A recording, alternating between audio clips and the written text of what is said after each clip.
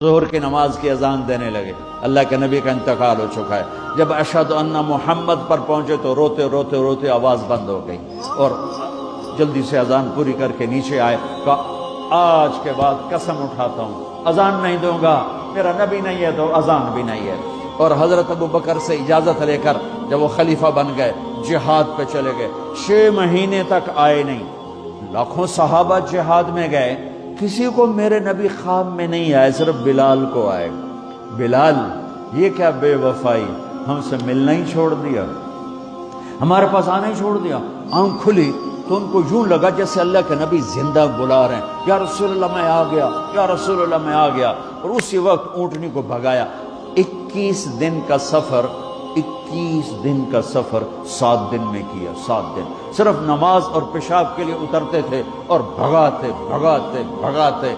8ویں دن جب مدینے میں پہنچے تو آتے شور مچایا، یا رسول اللہ میں آ گیا، یا رسول اللہ میں آ گیا۔ ان کے ذہن سے نکل گیا کہ آپ تو دنیا سے جا چکے ہیں۔ جب مسجد کے قریب پہنچے تو پھر تڑپ اٹھے اور چیخنے لگے کہ آپ تو ہیں ہی نہیں۔ پھر گئے سیدھے قبر پہ جا کے یوں قبر کو لپٹ گئے، یا رسول اللہ میں تو آ گیا ہوں، آپ کہاں ہیں؟ یا رسول اللہ میں تو آ گیا ہوں، آپ کہاں ہیں؟ یا رسول اللہ میں تو آ گیا ہوں، آپ کہاں ہیں؟ بے قراری میں روئے جا رہے ہیں، میں تو آ گیا ہوں، آپ کہاں ہیں؟ میں تو آ گیا ہوں، آپ کہاں ہیں؟ نماز کا وقت داخل ہو گیا۔ کون سی نماز تھی اللہ ہی جانتا ہے، اور سب کو پتا تھا بلال نے قسم کھائی ہے کہ اذان نہیں دیں گے، لہذا کسی کو جرت نہیں ہو رہی کہ بلال سے کہیں آج اذان بلالی سنا دے۔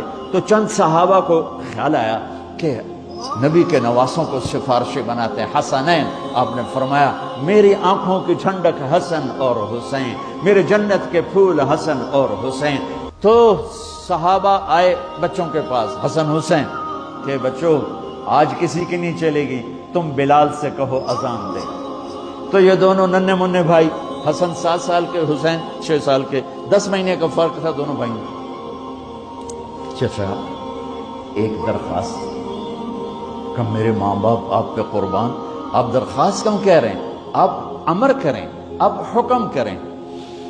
کہنے لگے جیسے آپ ہمارے نانا کے لیے اذان دیتے تھے آج ہمارے لیے دے دو۔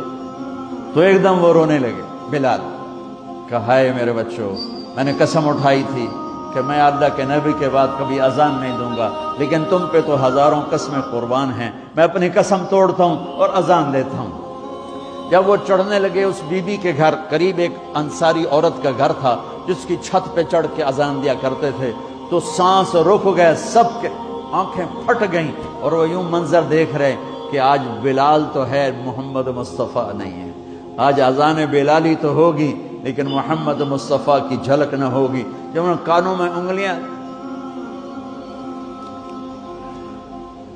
جب انہوں نے اللہ اکبر کہا